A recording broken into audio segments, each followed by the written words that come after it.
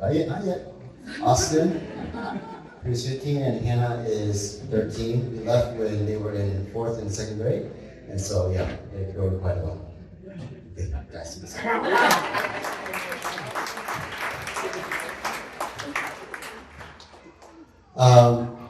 It's been so good to be back in Houston. It's good to be back at New Life. This past week we spent time catching up with friends and eating and laughing and eating and sharing and eating, and it's been really good. So we're thankful for that. I think just a little back on our family. Our family was at New Life from 2007 until we left in 2018. We currently serve at Kijabe, Kenya, which is a rural town in East Africa. I'm an internal medicine doctor by training, and my wife is a pediatrician. So we both work in the hospital taking care of patients.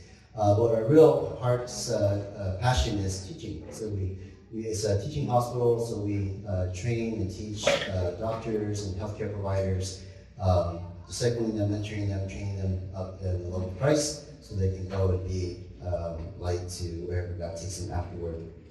We also serve as team leaders for our mission agency, so we're overseeing 4 other missionary families to make sure that their lives are going well and that they're doing well in their ministry. But yeah, one of the things that brings us the most joy is the Bible study that we lead with some of the trainees. So when we have them come,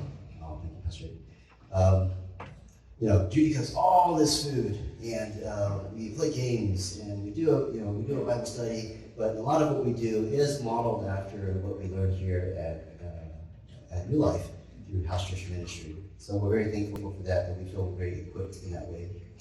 Last time we were here, we talked a fair amount about our work. So today, instead of talking about the what of what we do, we want to share a bit of the how. How has it been for us living overseas over the past 5 years? And our message is really inspired by an article in November's edition of Christianity Today, written by Dr. Eric McLaughlin, entitled, "I Stumbled in the Steps of the Good Samaritan." I highly recommend you guys all read it. He's such a good writer, and it's so reflective of his experience. Eric is also the author of Promises in the Dark, which I believe some of you guys, even the youth, may have read. It's a great book reflecting on how you walk amongst those who are in need without losing heart.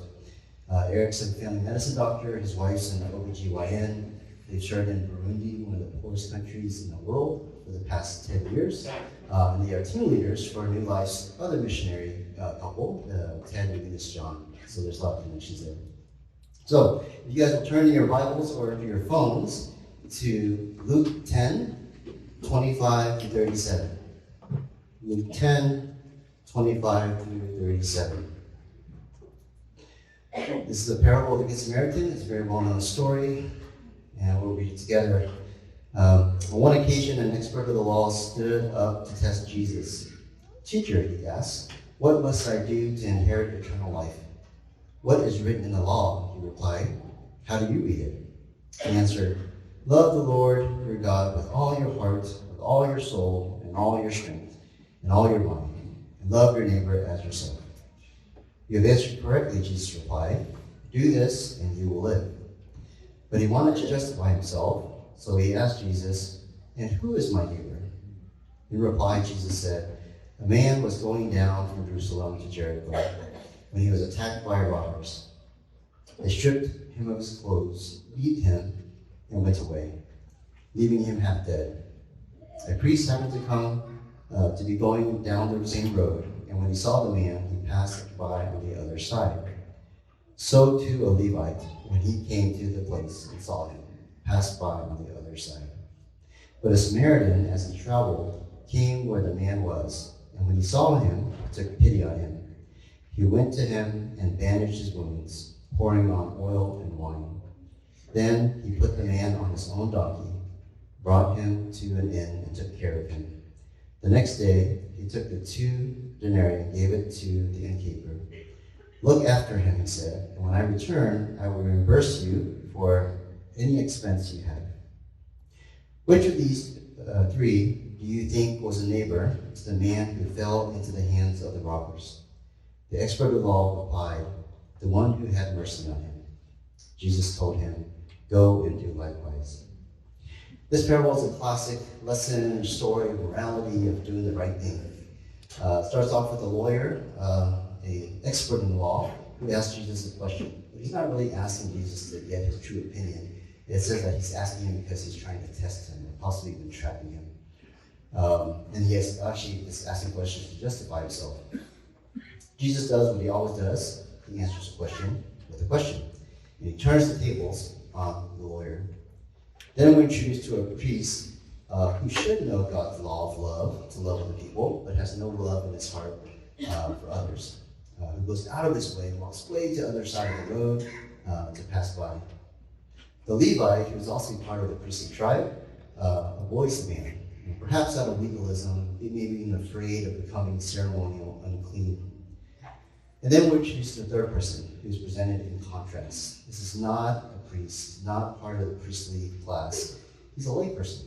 Not only is he a layperson, he's a Samaritan who is despised by the Jews because they intermarry with non-Jews and because they don't follow Jewish laws and customs. This Samaritan not only shows compassion, but goes out of his way to care for the needy man.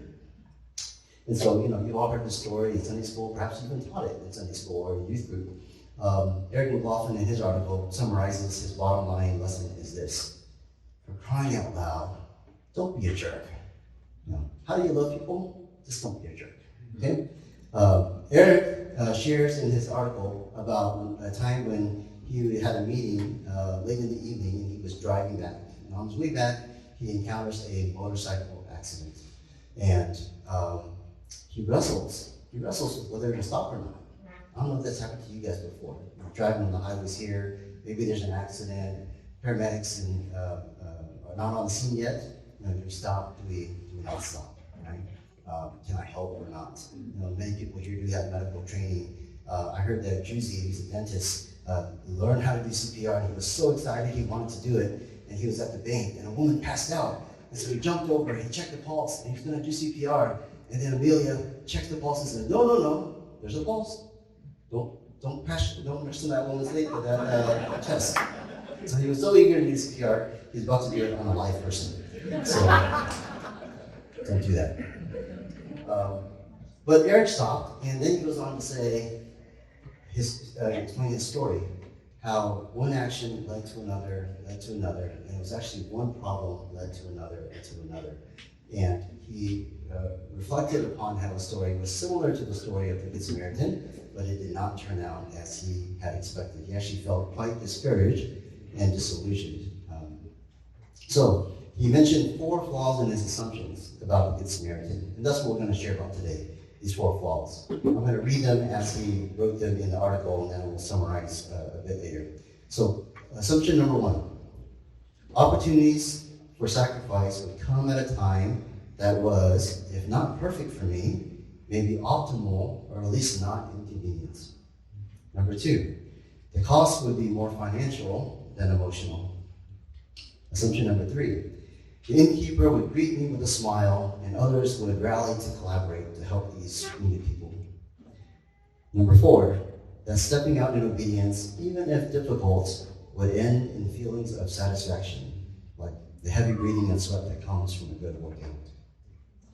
These were not the way things turned out for him. So I'll start with the first 2 assumptions, and Judy will pick up with the second 2. Assumption number 1, opportunities to serve will come when it's convenient.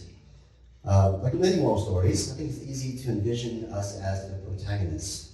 Surely I wouldn't be like the priest or the Levite. I would do something to help, I would think. The story doesn't have a lot of details, and it's easy to kind of think in a very simplistic way that the Samaritan was just a good guy. He was a good guy who was in the right place at the right time. And not only did he want to help, he had the resources to help. He had the margin to help. He had the means to do so. He had wine and oil to tend to the man's wound. He had transportation in the form of a donkey to put the man on. He had money to pay the innkeeper and promised to cover all of his expenses. But the reality is, that's probably not the case. In reality, the Samaritan had his own life. He had his own challenges to overcome. The road to Jerusalem to Jericho is known to be dangerous. It's where bandits will lay in hiding, waiting to attack travelers. Could the naked man have been a trap if he stepped out to help when other bandits come out? And what if the Samaritan had a family? What would happen to him if he was robbed or even killed? What would happen to them? He probably didn't have a first aid kit. No gauze, no alcohol, pads. How is he going to care for this person's wounds? He probably had to take his own clothes, maybe his robes, to bandage up these bloody wounds. And what are you going to do? You're not going to get them back, right? And where was he going? There's an assumption that the inn was maybe close by, but maybe it wasn't. Maybe it was a detour. Maybe it was in the opposite direction. Where was the Samaritan going? What were his plans for the day? How did the story reach into it? So all this to say that serving others in need often comes at a cost. Like all of us, the Samaritan had his own problems and baggage. It would have been easy for him to find excuses to do less, or maybe not even help at all. My wife and I felt the call to missions even before we met in medical school. After we finished our training, we prayed about where God would send us and when. We moved to Houston in 2007, where Pastor Eric married us, and normal life happened. We built our medical careers, we started having kids, we served faithfully in church. We went on a bunch of short-term trips through New Life and supported several missionaries. At some point, we started asking ourselves, maybe this isn't the right time, maybe it's not the right season, and that right now we're meant to be senders, at least until our kids were old enough to go to college. There were several challenges that were very real to us. One was our kids were young.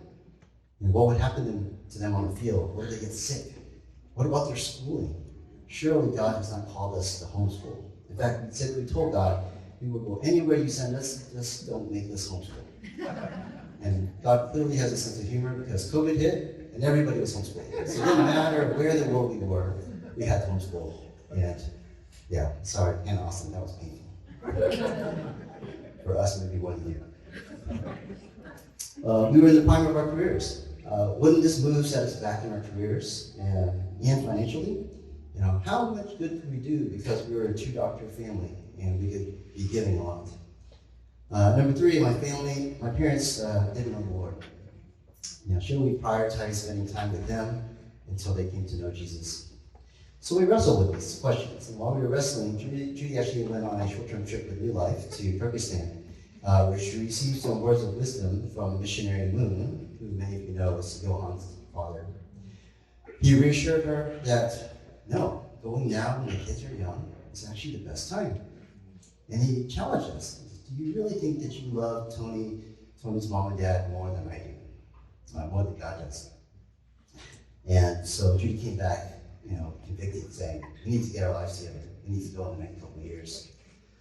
Through some profit sharing unexpectedly with my practice, we were able to pay off our debts sooner than later, so we had no excuses. So we sold our house and our car, packed up our belongings, and moved to Kenya in December of 2018. Did we feel 100% ready at that time? Of course not. We still have lots of questions. We didn't know how things would go. In fact, when we interviewed with our mission agency, short term for them is 2 years, long term is 5 years. We opted for the 2-year term just in case our kids hated it, or we hated it, then we could come back. Right? The truth is, there is never a perfect time or circumstance to serve. This is especially true in times of crisis. It's one thing to prepare for something like a job change or a move, but in times of crisis, you can't plan for it. You can't put it on your calendar or your schedule. And many of you guys, and all of you guys have experienced some emergencies in your own lives or in your house church. Perhaps it may be loading your 2 small children in the car in the cold to go visit your house church member whose apartment was just robbed so you can sit with them and wait for the police to show up. Or perhaps it's rushing to the hospital because another member's father suddenly fell ill and into the ICU and then sadly died. Or maybe it's listening to another couple wrestle with their marital problems late into the night, even though you had worked the full night before while you were on call. All of these things happened to us while we were serving as house shepherds at New Life. And in all of these situations, there was never a sense of a really good resolution. I mean, you can't tie it up with a nice bow. In all these situations, we felt inadequate, ill-prepared, lacking in the right words to say, and often not knowing what to do. Have you ever felt this way? Do you feel like you don't have much to offer? Maybe you've never envisioned yourself as a Good Samaritan as you read the story. It's not me. I'm no hero. Or perhaps you want to help, but things are just too busy here in your life right now. I need to focus on my kids, or focus on my careers. I've seen your kids' schedules. They are busy. One of the advantages of living in Kenya is things are a little bit slower than it would be here. But yeah, I know your kids are so busy. Maybe it's finances. Times are tight. Inflation is bad. So later, that's what we tell ourselves. There will always be time later. Or perhaps you feel like you're already doing enough. In life, you guys do a lot. We know you do a lot because we did what you did before you left. House church, Bible studies, serving at all the important church events. You guys do a lot. We do probably more than what the average church in America asks of their members. And that's all great. But what is our standard? Is our standard comparing ourselves to other churches? Or is our standard seeking God and asking Him what He would ask us to do? If you feel inadequate, remember that this is how God chose to bring healing and restoration to the world. It's through jars of clay. It's through broken vessels. And it's through our weaknesses. 2 Corinthians 12:9. But He said to me, my grace is sufficient for you, for my power is made perfect in weakness. Martin Luther King said, the ultimate measure of a man is not where he stands in moments of comfort and convenience, but where he stands in times of challenge and controversy. He even goes on to quote this very parable. He says, the first question which the priest and the Levite asked was, if I stop to help this man, what will happen to me? But the Samaritan reverses the question. He says, if I do not stop to help this man, what will happen to him? There's a time in our lives that we have to ask, if not me, then who? And if not now, then when? But I'm still not ready, you might say. We often count the costs. We consider our capabilities, our resources, so that we can think about how much we can reasonably help. And there's wisdom in that. But the reality is, God calls us into places of need because of the need, not necessarily because of what you bring to the table. So He calls us out. And there's biblical examples of that. Moses was not a great speaker. He called them out to free the Israelites from Egypt. David, was not the big dude, but went and faced Goliath. Our mission agency's motto is grace at the fray. We believe that God calls us into the broken and frayed parts of the world to bring His love, healing, and restoration. All the while, He works in and through the brokenness in our own hearts to restore us. We believe that gospel renewal and missions goes hand in hand. So there's a diagram where renewal is on one side, missions on the other side, and there's arrows going both ways. Because we believe that as we are renewed by God, it motivates us into missions. And you can replace missions with ministry and service. As we go into missions and serve, we realize how sinful we are, and how weak we are, and how utterly incapable we are of truly loving people and caring for them. And that can either drive us into depression or being disappointed, or it can drive us back to the gospel. So renewal drives us into missions, and missions drives us back into the gospel, and it follows this circle. So there's no beginning, and there's no end. There's no perfect time to start. So the best thing to do is to jump in right now. Jump into serving your house church. Jump into serving your neighbors. Jump into serving wherever God is calling you to. So what's keeping you guys from jumping in? Assumption number 2, the cost would be more financial than emotional. When people comment about the sacrifices that Judy and I made to serve overseas, they're really referring to 2 things. One is financial, and the other is comforts, missing out on comforts. And the financial makes sense. $2 income multiplied over a career overseas is significant. Literally, it's in the millions. But to be honest, that's never been a huge cost for us. We tried to be good stewards of our finances. When we were working in the U.S., we saved a lot, we paid down debt, and we prepared well. And even so, more than the security that we had from doing that, we had seen over and over again about how God provided for us, provided for our every need, and so we didn't have to worry. As far as the comforts, there are some things that are not that comfortable about living in Kenya. Like, for instance, driving can be quite stressful and dangerous. I mean, you guys complain about 610. I love 610. Everybody's driving the same direction. Nobody's coming at me in my lane. No pedestrians are running across the highway in the middle of the night, wearing all black. There's no donkey carts in front of me. We live in a rural town, so there's not always paved roads. So I'll remark that, man, my shoes are so clean since I've been here. At least they don't get dirty at all. The red dirt in Kenya gets into our houses because they're not well sealed. So it gets into our houses, into our furniture, into our clothes. There was a bad drought, actually the worst drought that Kenya has had in decades this year. So we had no water, and we were taking bucket showers for over 2 months. Which initially I told my kids, this is good character building. 2 weeks into it, I was like, you guys have enough character. I want my water back. Baboons have learned to open doors, so they come to our house and they steal our food. That's different. And we also, those Ziploc bags, they're super useful, right? But they don't sell them in Kenya. In fact, they're illegal in Kenya. So we have to wash them and reuse them over and over again until there's a hole in them. Don't ask how we get those illegal bags into our house. We will neither confirm or deny. Yeah. Actually, I think, Gus, you're recording this, right? Kenya, we love you. Please don't deport us. So there are things that are uncomfortable, but having said that, we love our lives there. We love, it's a beautiful country with beautiful people. We love our co-workers. We love the work that we get to do and the difference we get to make. The biggest cost for us has always been leaving our families. Neither of our parents were that excited about us living overseas. Both immigrated with great risks and uncertainty to themselves to give their kids, us, an opportunity for a better life. To have your kids then turn around and move to Africa certainly wasn't in their plans.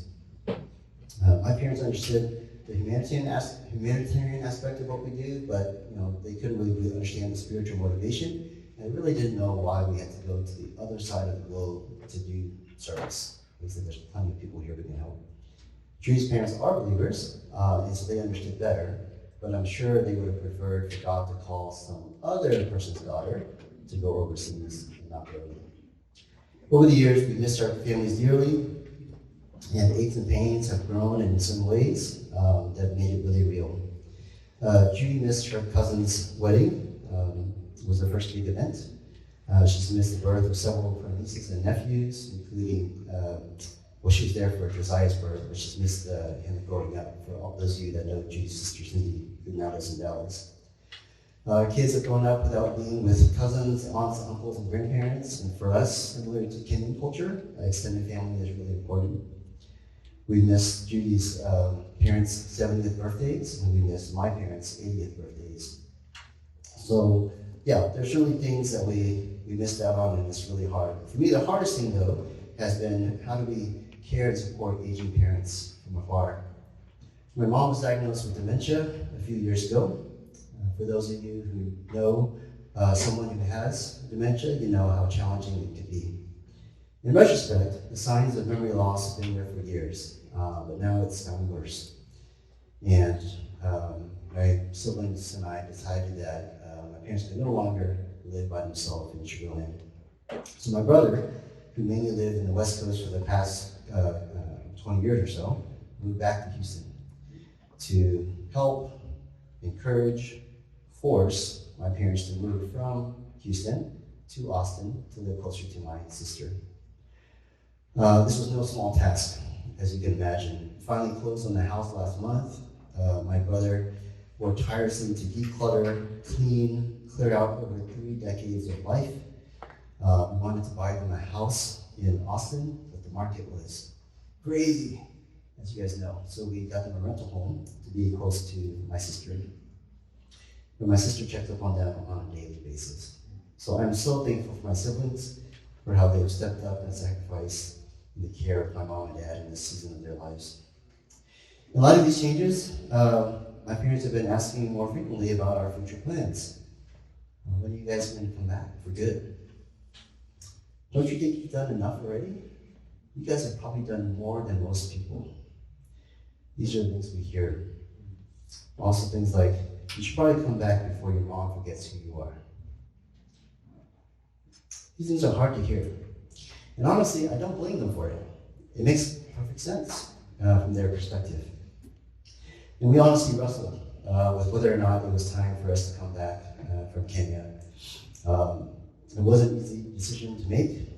We weighed needs, personal desires, what it means to be responsible and do the right thing, all the while trying to pray and listen to God's small, still voice. As I prayed, I couldn't get past the impression that our time in Kenya was not done. So we decided to take things 1 year at a time, kind of see how things went.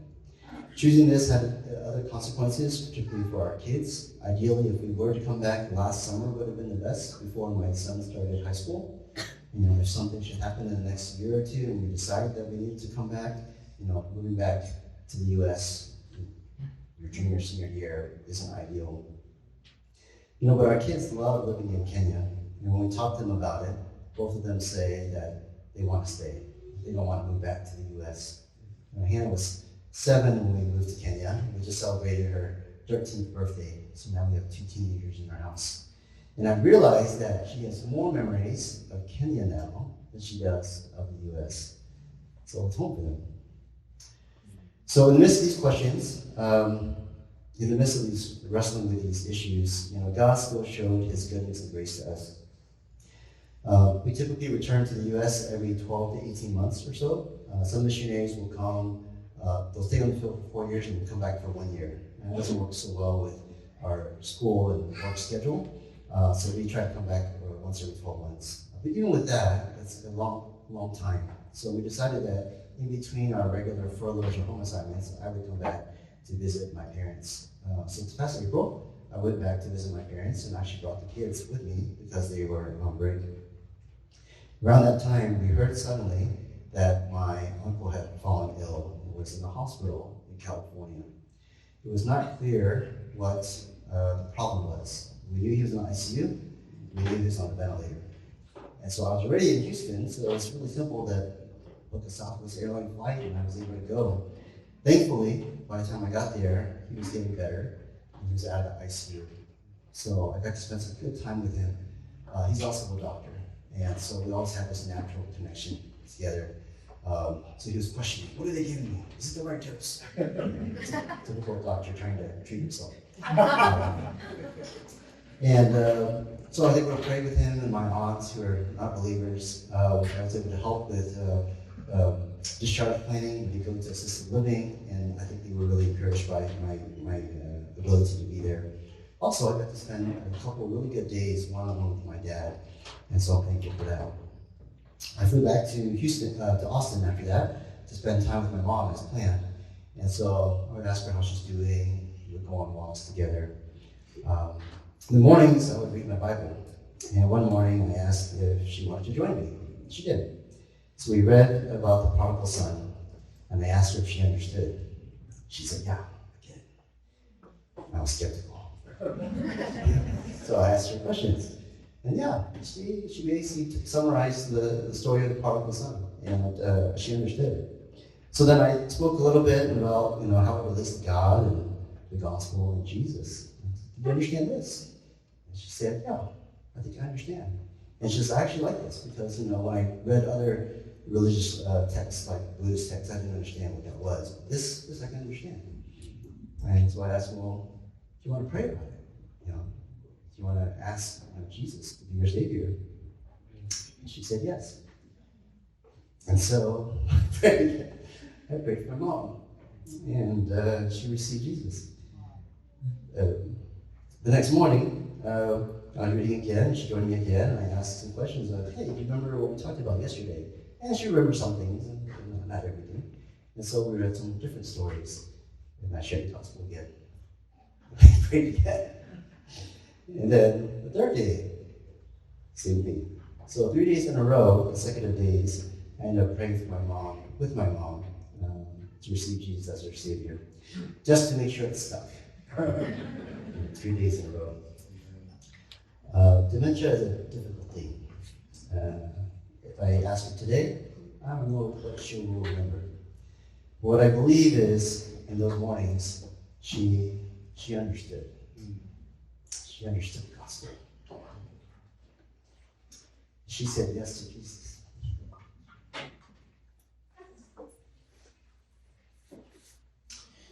And I've been praying for this for a long time. And many of you have prayed with me.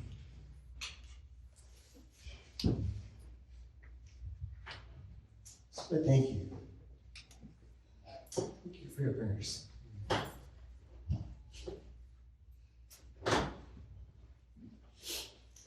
Shortly after this, we got bad news. My uncle, who had been discharged from the ICU and home, suddenly passed away. I was having breakfast and just collapsed. The whole family is devastated. He's my dad's only brother, and so we flew to LA and had his funeral. As I think about it, I was really thankful to be able to be there to grieve with my family. It was important for me to be there. And if my mom didn't have dementia, I wouldn't have had this trip planned to go to be in Austin in April, and I wouldn't have traveled. I wouldn't have seen my uncle before he passed. I wouldn't have been able to be with there and to pray for him. So in an odd way, God is still good, and He's still gracious. This is like what we like to say in our UC, this is grace of the fray. There's sadness and there's joy. There's brokenness and there's healing. The cost of following God can be more than we expect, or at least different. We don't always know the right answer. We don't always know what's going to happen tomorrow, but we do our best to keep our eyes on God and to trust in His goodness and wisdom. And we choose to obey Him. We try to obey Him today. That's kind of our perspective now as we think about Kenya. We're going to take it 1 year at a time and just trying to obey God today and what He's asking us to do. Matthew 6:34 says, therefore, do not worry about tomorrow, for tomorrow will worry about itself. Each day has enough trouble of its own. This doesn't mean that we shouldn't think about and plan for the future, but we shouldn't be paralyzed with worry so that we can't say yes to God today. Is that you today? Are you so overcome with worry about tomorrow, or scared about the potential costs of obedience and serving God? What would it take for you today to say yes to God?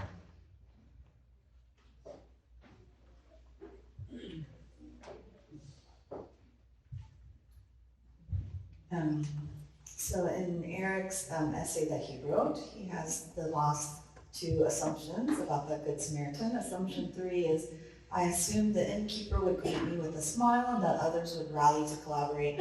And Eric talks about this other assumption that he makes from the story of the Good Samaritan, this assumption that there will be a plethora of supporting people who will want to help, that it wouldn't be a lonely endeavor, but one where good people are present who will support and help carry the burden, others who want to be a part of the Good Samaritan story.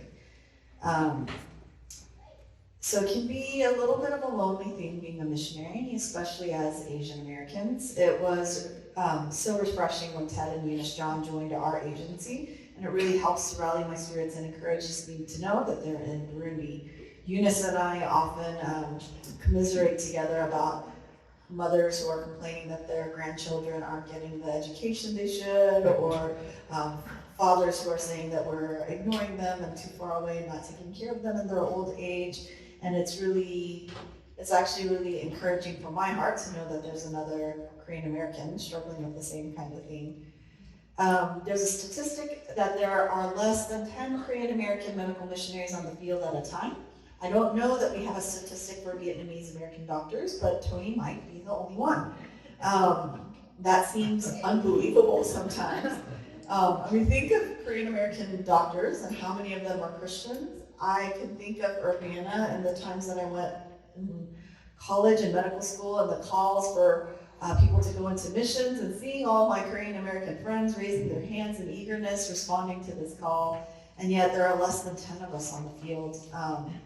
Why is this? I think it's because even though we all like to think we would like to live the life of a Good Samaritan, we only want it when it's easy and convenient.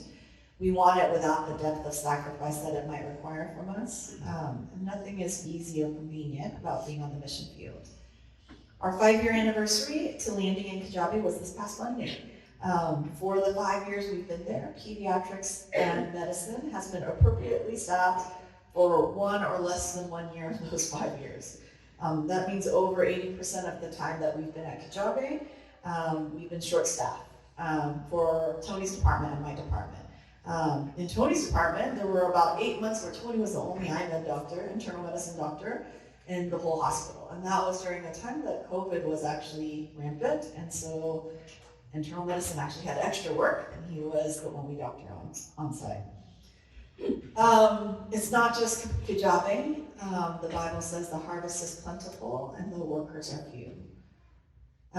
So if you imagine the story of the Good Samaritan, I was rereading it and I realized how short the passage actually is. There's very few details that are provided, and when I think and play out the story in my mind, I think many of the details are filled by those simple cartoons you watch as a kid, a simplified story where a good man helped a dying one.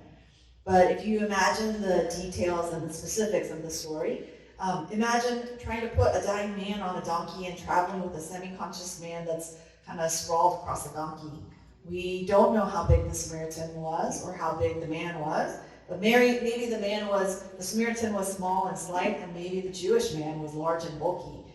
Even that step of just getting the man onto the donkey is burdensome and difficult, and likely took a significant amount of time and struggle. The Samaritan had already cleaned the man's wounds with his wine and his oil, and he could have considered that he's already done a good deed. He did more than everybody else did, and he could have just left him on the side and walked on, but he continues anyways. After struggling to get the Jew onto his donkey, did he stop, sweating and covered in the stranger's blood, and wonder, should I just leave him behind? Is this too much? Even after getting the man onto the donkey, traveling with a half-dead body on a donkey is not easy, and there must have been struggles to keep the body on the donkey. How many times did that body start to slip? How many times did the Samaritan have to struggle again to get the body back onto the donkey? The Samaritan got to an inn, and the Bible says he paid 2 denarii to have the innkeeper care for the man. The Bible footnote in my Bible says 1 denarii was equivalent to a day laborer's wage for 1 day. And a website I looked at said that a one-night stay in an inn around that time was typically 1/32 of a denarii. So he paid 2 months worth of an inn stay to this innkeeper. That's a lot of money. I kind of always imagined that things went easy for him in this Good Samaritan story, that the innkeeper must have also been a Good Samaritan who was like, sure, let me take this burden for you, I'll take care of this guy. But is it possible that the innkeeper was less than happy to have a half-dead man left at the inn? Is it possible that the excessive money was given by the Good Samaritan to persuade the innkeeper, hey, keep this guy here, I can't carry him all the way home, right? Can you imagine the Samaritan's thoughts? He had just struggled and given up his time and resources to care for this dying stranger. He finally reaches a place where he thinks he could find help, and he meets resistance instead, and it's left to the Samaritan to give more, to sacrifice more in order to help this stranger even more. Sometimes in the life of a Good Samaritan, the life of obedience to God can feel like this. We expect and hope to reach the end of our responsibility as we do our best out of obedience. We hope the next person to relieve us is right there, but instead of relief, sometimes God asks us to go further, to do a little bit more. And the mission field can feel like this. We have an amazing team in Kijabe and we collaborate and work together well, but we can't all be on call together every day, even though sometimes I wish we were. There are nights where I'm alone, struggling to understand a situation, frantic to identify the cause so that I can treat properly. One night just earlier this year, a baby who was only 6 weeks old came into our ER, struggling to breathe. Oxygen levels were dangerously low, and after a short time of trying to stabilize, we realized we needed to intubate, or we placed a tube into the lungs to breathe for the patient. Despite being a general pediatrician, I actually spent most of my years in the US working in a level 2 NICU, so intubating babies is luckily a skill I'm comfortable with. But when I went to try to intubate this baby, I was immediately lost. I used tricks and instincts to try to improve my view, but still I couldn't see what I was supposed to see, and I panicked. Typically I can use a bag to bring the oxygen levels up, but even with the bag, the oxygen levels remained dangerously low and weren't responding. So I called directly a pediatric anesthesiologist missionary who wasn't even on call that night. He came in and then we both struggled for 2 more hours before we got the baby stabilized on a ventilator. The baby was so sick at this point from having low oxygen for so long, and my adrenaline had been running on high for so long, and I was acutely aware of the fact that I was functioning beyond the level of my training. I needed someone to help. I ended up bouncing thoughts and ideas off the anesthesiologist, and he kindly let me. I don't know if there's an anesthesiologist here, but they, put you to sleep for surgeries, right? They don't necessarily have to manage things like this, and he was kind enough to let me kind of throw things off of him. But at some point, he knew his job was done in stabilizing the patient's airway, and he walked away, and I was left feeling really alone, unsupported and incapable. I looked at my watch, and it was 2 a.m., and I told myself I have 6 hours before another pediatrician would come in. 6 hours, I just have to keep this baby alive. This thought of X number of hours to keep a baby alive before someone else can help is a thought I've had many times during my times in Kijabe. Did the Good Samaritan also think, I only have X kilometers before I get to an end? Was he also counting down the time to where he could be relieved of the responsibility of this unexpected burden? Did the Good Samaritan wish someone would have come along to relieve him, to take on the dying stranger and offer to finish the task? Or maybe he just wished for someone to walk alongside him, giving him the support, helping to hold the stranger's body on the donkey as the donkey ambled along, or even just another concerned person who would be willing to brainstorm and help come up with options and a plan. Support people are so important in our lives, and that is part of what makes house church so special. House church gives you a built-in community that supports you, that encourages you when things are hard, that show up when you are struggling, that take on the burden to lighten it for you. And there needs to be more missionaries out there, missionaries of all cultures and backgrounds to help and support each other, to be like the fellow house church for one another. God hasn't called just the Good Samaritans to help those in need, but he calls for all the supporting people who will walk alongside the Good Samaritan. The person who will help shoulder the weight of the burden, the person who will open the inn joyfully, the person who will help cover costs. Like the Good Samaritan, God is not calling us to just do one easy task, but to see it through to the end. In what ways are you stopping at the tasks that are easy for you and supporting missions? What might it mean for you to see it through to the end? Assumption 4, I assume stepping out in obedience, even if difficult, would end with a feeling of satisfaction, like the heavy breathing and sweat that comes at the end of a good workout. In Eric's article, he writes that because of the toll of living out the life of the Good Samaritan, you may feel unsatisfied or broken after. We live in a world that is broken, the systems, the people, and ourselves, we're all broken.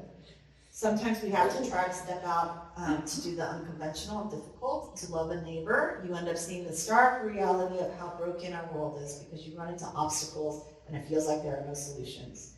We picture that Good Samaritan as having carried out all the good and don't imagine the toll it might have taken on him, the struggle it may have been to complete. Trying to live out a life that goes against our central sinfulness can be heavy, constantly fighting against our own selfishness and our own desires to take the easier way. God wants a life of sacrifice, a whole life, but our sinful hearts and Satan will always whisper, this is enough, you've done enough. I myself have heard and wondered these exact words in my own heart over the past 5 years.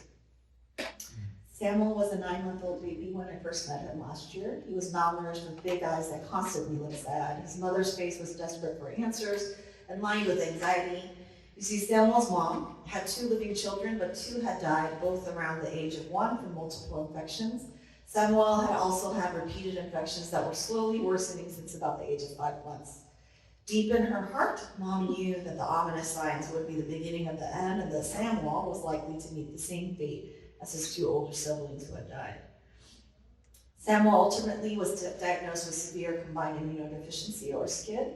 SCID is a disorder of the immune system where the baby basically has no immune system. The treatment the baby needed to survive, a bone marrow transplant, is not available for children in Kenya. Without treatment, the baby would die before the age of 2. I broke the news to the mother, and she was in disbelief. She had come to Kijabe for answers and hope, and we were sending her home with a baby whose life would end before he would even put sentences together. This mother, during the time after we sent her home, she skipped meals, she sold pieces of land, she sold her cows to keep this baby alive. She paid to see an immunologist in Nairobi at a private hospital. We have 1 pediatric immunologist in all of Kenya. She was getting monthly IVIG treatments. Each treatment cost about $300 a month. And just for perspective, a new graduated nurse at Kijabe would get less than $300 a month in salary. So she was selling cows monthly in order to pay off this baby's treatment. But this medication would not be covered by government insurance, and this treatment, although it was a desperate attempt to try and help him, would likely not help him live much longer than the predicted age of 2 years. The child was admitted often for different infections, and every time the mother looked at me with eyes full of fear that this would be the time the child would die, she would cry out to God over the baby. She prayed constantly, and she asked for those around her to always pray with her. Every time we had a conversation together, she would hold my hand and ask me to pray over Samuel too. Samuel's mother and I would have discussions about Samuel's diagnosis and prognosis every time we saw her. Kenyans are not as educated about medical things, and so they have a very difficult time accepting diagnoses that are futile. She begged me for some hope of a future for Samuel where he would grow up. She asked about IVIG, and I told her it wasn't enough to give him years of life. She asked about the treatment he would need, the bone marrow transplant. And when I looked up the price of the plane tickets and flying out to another country to get it, tears began to fall as she whispered, I could sell everything I have and not even have half of that. At the age of 22 months, just last month, Samuel came into our hospital for the last time. He was sick with a respiratory infection that he got, and then what seemed like a viral infection of the liver. He got sicker and sicker, and one morning I walked in and found him with low blood pressure. We scrambled to get his blood pressure up, but no matter how many medications I started, his blood pressure continued to drop until his heart started to stop. Round after round of CPR in his body became more and more lifeless. The father came in with his pastor, and they watched our last attempts to resuscitate his small body, which was bloated with liver disease and cold from infection. I called up the code. Samuel was dying. There are some babies and families that I feel particularly attached to, and Samuel was one of them. I had been the one who disclosed the diagnosis the prior year. I had been the one to help the mother with the diagnosis to put the child DNR, do not intubate, because of the child's futile diagnosis. And now I would be the one to declare him dead. My heart felt like it was being stretched to a point it was about to tear, filled with regret and sadness and desperation. The pastor at this moment looked straight at me and said, "Why do you have so little trust?" And immediately my thought was all about me. I should be doing more. I needed to be smarter. I needed to have read more. I'm a general pediatrician trying to revive a baby with SCID and septic shock. That kind of care can't compare to what the best care for this child should have been. I'm not good enough, and if I had been, maybe his heart would still be beating. I started to tear up, wondering if I should restart CPR at this point. But then the pastor continues, still staring at me. God knows and is in control of all of this. If Samuel goes now, it's not because you didn't do enough. It's because God has deemed it time. You need to trust. He was telling me to trust God, not myself. And I began to weep, weeping for the child that died in a country that can't provide the treatment he needed, weeping for the desperate mother who loved her child so deeply, she was willing to sacrifice everything for this one child, weeping for the father who was wailing in the corner for the loss of a third child to the same disease, weeping for myself and my self-centeredness, thinking this was somehow in my own hands and abilities, forgetting about my God behind it all, weeping for all the brokenness in this world and all the brokenness that was in me. In Job, God spends 4 chapters, in Job 38 to 41, basically reprimanding Job to remember his place, to remember God's place as God.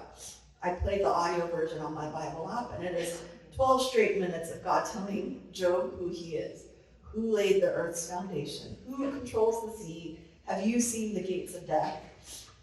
Do you give horses their strength? God says over and over that he is God and Job is not. Job does not get answers to his questions about why his suffering had to be. He was blessed again with new animals and more children, but I'm sure the ache and pain of the children he lost lasted the rest of his years. Sometimes we also don't get answers. Sometimes the ache of what we lost lingers. We hope and pray and cling in desperation to one outcome, but we get a different one. It isn't satisfying or easy to understand. It doesn't leave you with a resounding feeling of satisfaction like you feel after doing hard labor during a short-term mission trip. After Samuel died, I felt like God was speaking to me through the pastor. It's not about me. It's all about God. No matter how much I might have been the one that made the clinical decisions and placed the orders, I wasn't the one in control. But I also don't have answers for why this mother's prayers weren't answered. The same reminders that God is God and I am not. At the same time, it comforts me, but it also leaves me wrestling with the whys of an almighty, capable God who let this beloved child die. It's a hard place of messiness and struggle and reality that sometimes on the mission trip field, you have no choice but to sit in. When I went on short-term trips, this type of heartache stories would happen maybe once during the 2 weeks you're there, and then you could go home, meditate on the situation, trusting God and his love despite a situation that feels unfair or painful. It's a good testimony to share when you return back to your comfortable life in the US. But for me, having been in Kijabe for 5 years, these stories seem to happen constantly. My faith is constantly shaken and my heart feels like it's broken over and over. And the deaths of these kids and the sorrows of the mothers haunts me. In the article, Eric says that we assume the Good Samaritan felt a sense of accomplishment and satisfaction, that he knew he was the good guy who had done the right thing, but maybe he was frazzled and maybe he didn't have a joyful heart every minute of the ordeal. Maybe he questioned why it had to be him and why no one else could take over. Maybe he had come across people in need several other times in the same week and he was tired and ready to quit and tell himself that he had done enough. Maybe he was wondering why it always had to be him. I can understand these feelings that I can imagine the Good Samaritan felt. It's hard to keep trusting in a God who can do miracles when we are praying for miracles every day and not seeing them in the way we are hoping for. It's hard to remember your calling, to remember an omnipotent God who is with you when it feels like you are losing so very often. It's hard to continue to keep choosing the Good Samaritan life of loving your neighbors when you constantly feel like it's inconvenient or taking a deeper sacrifice from you than you expected, or when you feel like you're in it alone, or when at the end there isn't the satisfaction of a perfect ending. Eric ends his article with a verse from the following passage, Matthew 25:34-40. When the king will say to those on his right, "Come, you who are blessed by the Father, take your inheritance, the kingdom prepared for you since the creation of the world. For I was hungry and you gave me something to eat. I was thirsty and you gave me something to drink. I was a stranger and you invited me in. I needed clothes and you clothed me. I was sick and you looked after me. I was in prison and you came to visit me." Then the righteous will answer him, "Lord, when did we see you hungry and feed you, or thirsty and give you something to drink? When did we see you a stranger and invite you in, or needing clothes and clothe you? When did we see you sick or in prison and go to visit you?" The king will reply, "Truly I tell you, whatever you did for one of the least of these brothers and sisters of mine, you did for me." Serving those in need, serving the sick and the lonely, these are opportunities to serve our God. Those multiple admissions when I cared for Samuel, it was Jesus laying in the bed, suffering infection after infection, the difficult conversations I had with the family to prepare the family. It was Jesus that I was serving. When I was comforting Samuel's mom after I told her he was gone, I can imagine it was my own Savior falling to the ground in mourning and distress, and my arms holding Jesus up in comfort. The Bible is clear. We serve our own God when we serve our neighbors around us, and no matter the lack of a satisfying outcome, we love our God and those in need around us because he first loved us.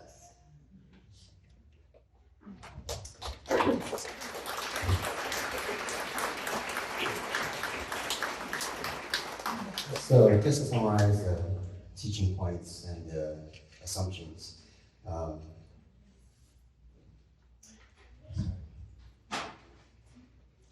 So assumption number one, there's no perfect time or circumstance to serve.